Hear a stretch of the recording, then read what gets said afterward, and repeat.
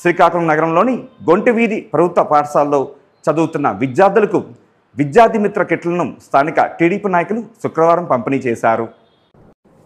Srikakulam municipal corporation పరిధిలో గల గొంటివీధి ఉన్న మున్సిపల్ ప్రాథమిక పాఠశాలలో విద్యార్థులకు పిల్లలకు స్కూల్ పుస్తకాలు, యూనిఫామ్లను 16వ division in-charge Savalapurapu Venkataramana Madiga, school head teacher Lakshmi, school తల్లిదండ్రుల కమిటీ చైర్మన్, తల్లిదండ్రులు, స్కూల్ టీచర్ సమక్షంలో పంపిణీ చేశారు.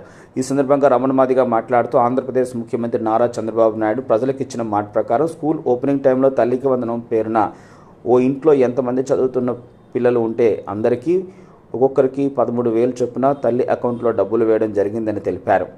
2,000 రూపాయల చొప్పున ఆయా స్కూల్ డెవలప్మెంట్స్ కోసం, బడి నిర్వహణ కోసం ఖర్చు చేస్తున్నట్లు తెలిపారు. పిల్లల చదువుల కోసం భారతదేశ ప్రధాని నరేంద్ర మోదీ, నారా చంద్రబాబు నాయుడు, కొణిదెల పవన్ కళ్యాణ్, నారా లోకేష్ అత్యంత శ్రద్ధతో పనిచేస్తున్నారని తెలిపారు.